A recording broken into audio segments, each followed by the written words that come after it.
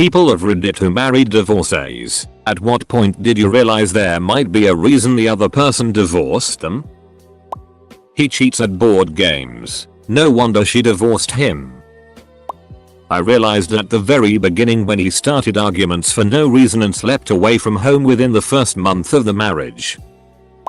I dated a divorcee for quite some time. She never told me she was divorced, which really wouldn't have bothered me. I ended up finding out about her past from one of the several people she was cheating on me with. Edit. My top comment is about the worst experience of my life. Woo. A friend's parents got divorced when she was in high school. They'd been together nearly 20 years, but they argued constantly. After they got divorced, her dad bought the other half of the duplex they lived in and became best friends with her mom. They went out to dinner several nights a week. Never fought over what to do with the kids. Helped each other with bills. They just dated other people too. My friend said she wished they would have done that years ago. My ex-wife and I are still friends. We don't live together like this, but I go over to her house to help with things periodically. She invited me over for Thanksgiving when her family was in town. We don't hang out, but things are good. She's engaged and I'm dating someone. People think it's weird, but it's so much better than the alternative. Just let all the bullet go and make it work for the kid. I can't grasp the need to hate someone just because you're not married to them anymore. We've got this cultural thing we see on TV and read about in stories where we're expected to hate our exes, like bumper stickers that say I still miss my ex-wife, but my aim is getting better, and that's total bullet. This is how it should be, though. Like, you weren't happy in a relationship with this person, so be happy that you're not in that relationship anymore. Just let things be okay. It doesn't have to be a whole thing. Edit. Firstly, thank you to those of you, almost all of you, BTW, who are supportive, are in similar situations, or who have been children with parents in a similar situation. While it's not the norm, it's good to hear that others have made it work. To the hater brigade, I understand that this isn't appropriate or even possible in many cases. Again, being an adult, I thought maybe that was a given. I'm sorry I expected too much of you. I'm sorry you've been hurt and feel the need to push that onto me. I truly hope you find whatever it is you're looking for. This is obviously aimed at people who are just being spiteful to their ex for the sake of it. Those who have seen one too many sitcoms or movies about how terrible marriage is when it ends and how you have to hate your ex simply because they're your ex. I briefly dated a divorcee, till a common friend told me he was still married and often used that as a sympathy card to get women. Edit. Since this has gotten some attention, I'll clarify this guy is 26. He got married very young to a woman 7 years older than him and apparently instantly regretted it. He had been building up the marital troubles story for a while now and recently started telling everyone at work he got a divorce. I work with him and had no reason to doubt it. Unfortunately for him, I am good friends with someone in his university circle who knows his wife very well. When I found out, I confronted him and he started claiming he was in love with me and hadn't had the courage to ask his wife for a divorce yet but would do it soon. Pretty much the exact same line he had used on another girl a few weeks ago.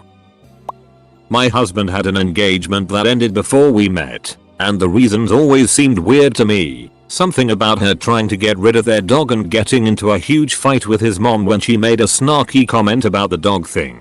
And then getting her mom and sister to call and harass his mom about the fight.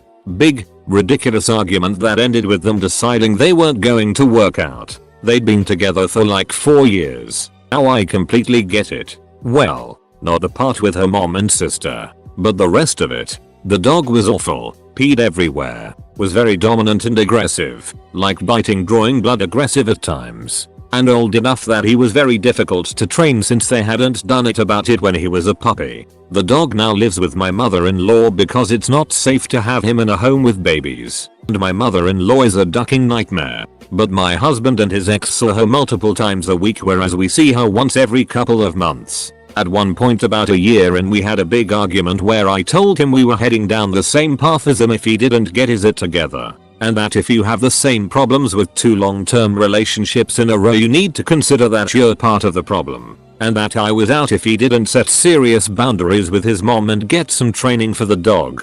Fortunately it was apparently a wake-up call because that was 7 years ago and neither is an issue. This is second hand, but it's a good one. About a year after I signed the divorce papers, divorced my ex-wife for cheating on me, I met the guy she cheated on me with. I actually didn't know him by sight, but apparently he'd seen a few pictures of me like the ones in my bedroom. He walked up to me, introduced himself, and then started apologizing for being the one to break up my marriage. I was pretty much over it by then, but I was still pissed off enough to say something like, yeah, well, man, it wasn't like you were the only guy she was cheating on me with. I'm pretty sure she was with a dude named Brian the whole time she was with you. He got real quiet, apologized again, and then left. A few weeks later, someone told me that he had moved out and was in the process of divorcing her. I'll never know for sure if it was my telling him about the other man that was the tipping point for him, but I like to think it was. Edit. Yes, there was a Brian, not his real name. Although it hardly matters. I knew about Brian from a friend, and plus she'd admitted that there had been others besides the guy I confronted her about. Why he felt the need to apologize, I have no idea. Seemed like a nice enough guy aside from the sleeping with another man's wife thing. Did I do it for revenge? Not really. It was just a spur of the moment thing. Mostly a knee-jerk response to an emotional situation. Sometimes you get to say the perfect cutting remark. Sometimes you think of it in the parking lot after the opportunity is lost. I got lucky and didn't say something like, "Ah, that's okay man," and regret it for the rest of my life. I used to feel sorry about it because it might have broken up a marriage. But if that marriage wasn't built on trust to begin with, then chances are the infidelity was going to happen anyway. Or again, if you look at it that way, I never understand why people assume they're the only other woman or man. If they're willing to cheat with you, they're willing to cheat on you. Edit. I also agree with those who are saying it's not true in every single case, but I feel like it's usually what happens. I dated a girl a while back and this was her MO. Going all the way back to high school, she would date a guy, cheat on him, date that guy, cheat on him, date that guy, rinse repeat. When we met she was living with a couple actually and cheating in them with me. She then left them and moved in with me. A few years later I found out she was cheating on me with some guy from another state. The cycle was broken after that though. He didn't want a relationship. He just wanted to bang her because she had a boyfriend and it could just be sex while I did all the boyfriend crap like pay the mortgage and bills. When I dumped her, so did he. My parents are divorced and both got remarried. My mom found it beneficial to attend a divorce care group at her church. She ended up going out with the guy who ran the group and seemed like a great dude. When I asked her about him, she told me he had been divorced himself 2 separate times himself already, which was a pretty huge red flag to me. But apparently not to her. Fast forward 12 years and he's been unbelievably emotionally abusive to her. There was also a point when my brother and I were teenagers where we literally weren't allowed to live with them anymore because he felt threatened he wasn't the man of the house. She says she's happy still, which is truly all I want for her. But it's pretty frustrating when a 13-year-old can see the red flags my 40-plus-year-old mother couldn't. Edit. Plus T.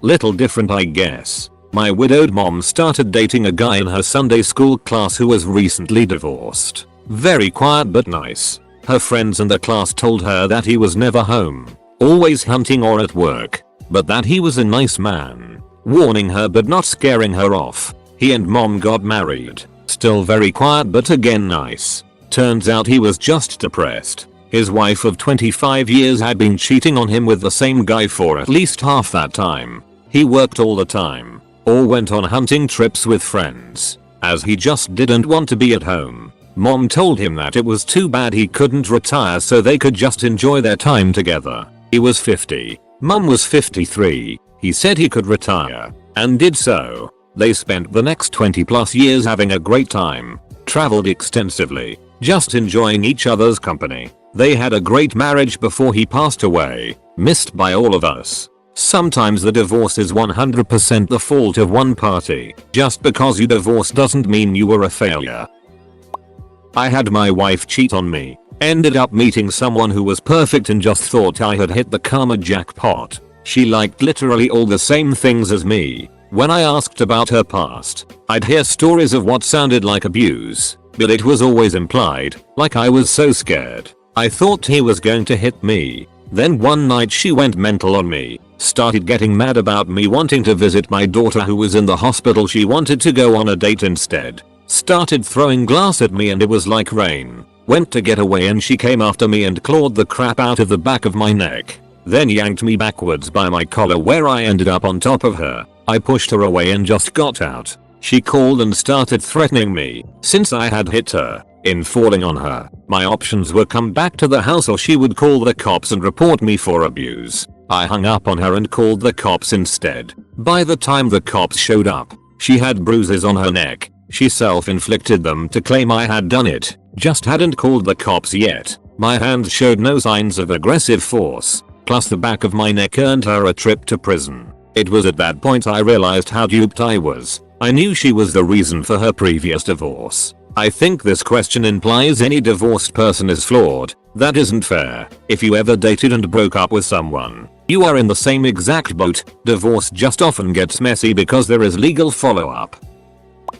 I'm a divorcee who dated a divorcee. He got it faced drunk on his day and told me, "I see why your husband left you," right after I'd given him a $250 watch he'd been wanting. I eventually left because A, I realized he was a rebound that had lasted way too long, and B, he was going to eventually kill someone with his drinking and driving and I really didn't want it to be me. Edit. Yes, I got the watch back and returned it. I understand that $250 might not be a lot for a watch, but at the time, $250 was a lot for me. I wasn't making that much and was living off student loans. I basically saved extra dollar sign from my paychecks until I could afford it. Edit 2. I posted this when I was still groggy from sleep. I apologize for not including context. It was my ex-boyfriend's birthday. He was the guy I dated after divorcing husband. We had planned to go to a strip of bars. I figured we should get an Uber so we don't have to bum a ride.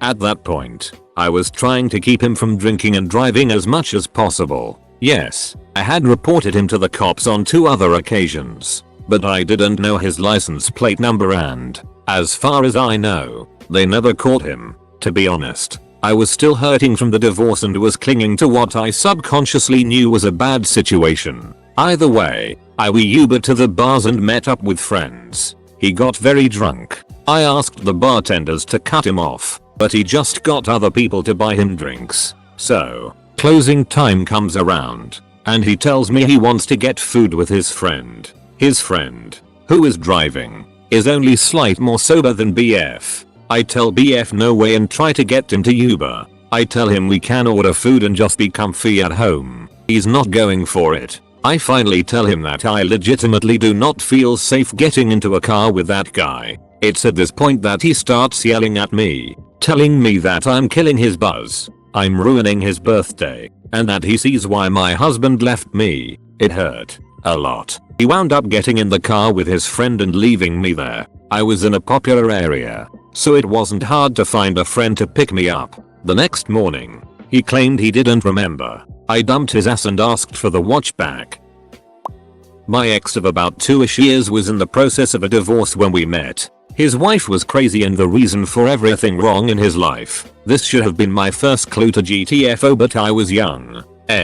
Yeah, live and learn. He had kids, and I would go to sporting events for them and his ex-wife would be there the vast majority of the time too. We started to get along and he hated that. I didn't get that. Wouldn't it be easier for the kids if her and I had a good relationship? Oh no, we would compare notes on him and it would ruin our relationship. We quite literally never talked about him. My eyes started to open here. I was using his computer once and his Google Calendar opened, and there was an event on Valentine's Day the next week, which he had told me we were not doing anything for due to money, which of course was his ex's fault. Close bracket. So I opened it. Okay. Shouldn't have been snooping. And the event was day ex-girlfriend broke my heart. Now this ex of his was prior to his 20-year relationship with his now ex-wife. So I figured out that he never let anything go. Apparently ever. A couple months later our relationship was staring to decline on its own. He went over to a friend's house without me, in the middle of a planned date night, and I didn't care that he left. I was mad he took the dog though. We got in a fight and he told me I was starting to sound like his ex-wife. To which I responded, if we are saying the same exact things and are such different people, don't you think the issue is you? I realized at that exact moment that he was a narcissistic asshole who was never going to change or grow up. I moved out a week later. I still miss the dog. TLDR. A million little things finally connected in my mind and I realized he was narcissistic and manipulative. 7 years later and I would still love to sit down with his ex-wife and hear her side of the story. Edit. I just feel I need to clarify that I was not friends with his ex-wife. We were friendly and were cordial to each other. We only ever made small talk and conversed about the kids. And my ex-boyfriend was always present during our conversations. He was just stewing over the fact that we didn't hate each other. That said, I miss the kids too, but I admittedly miss the dog more.